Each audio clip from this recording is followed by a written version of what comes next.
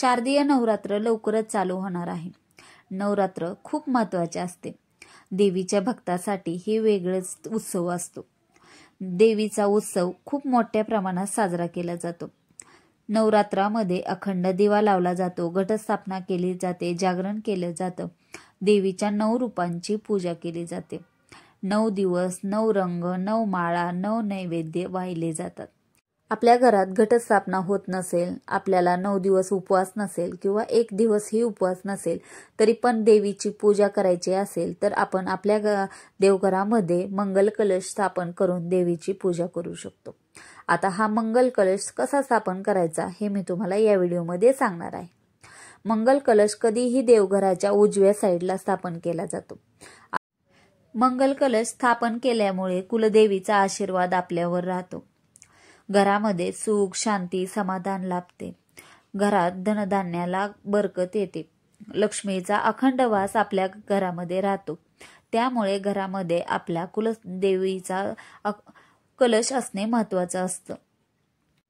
कलश स्थापना करण्यासाठी तांदळाचे स्वास्तिक किंवा अष्टदल कमल काढायचे। तांदळावर हळदी कुंकू टाकून आपल्याला अष्टदल काढायचं आहे। दिव्याच्या साक्षीने आपण पूजा करत असतोच, तसंच आपल्याला एक तांब्याचा तांब्या घ्यायचा आहे। तांब्याचा नसेल तर स्टीलचाही चालेल आणि त्याच्यावर ओल्या कुंकवाच्या साहाय्याने आपल्या कलशावर स्वास्तिक बनवायचे आहे आणि 5 पट्टे ओढायचे असतात। हे स्वास्तिक आपल्याला समोरच्या साईडला काढून घ्यायचं आहे। स्वास्तिक हे भरभराटीचे प्रतीक असते, त्यामुळे तांब्यावर स्वास्तिक काढून घ्यायचे आणि हा तांब्या आपल्याला स्वास्तिकवर ठेवायचा तांदळाच्या। त्या कलश आपल्याला पाण्याने भरून घ्यायचा आहे।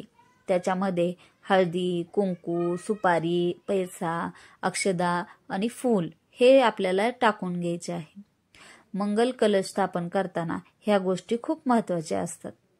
फुलालाही तेवढंच महत्त्व असतं। तर आता इथं मी फूलही टाकून घेतलं आहे आणि याच्यावर आपल्याला विड्याची पाने किंवा आंब्याची पाने लावले तरी चालतात।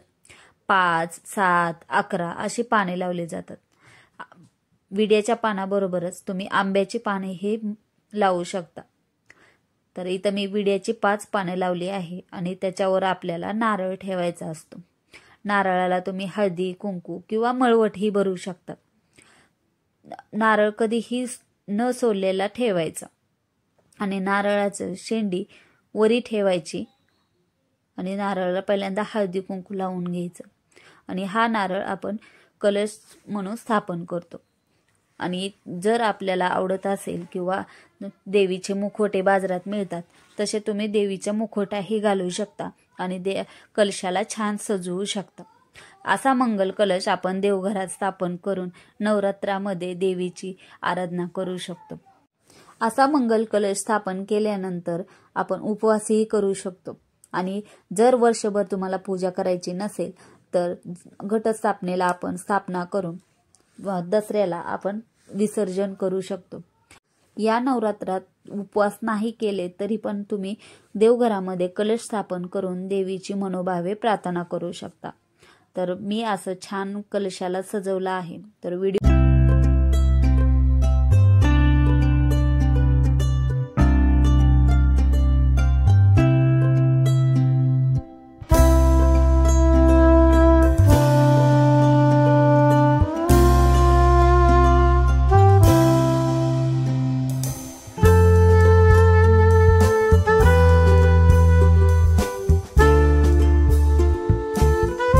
कसा वाटला नक्की कमेंट करून सांगा। व्हिडिओ आवडला असेल तर प्लीज लाईक करा, शेअर करा, सबस्क्राईब करा। भेटूया अजून छानशा व्हिडिओमध्ये। तोपर्यंत जय भवानी माता।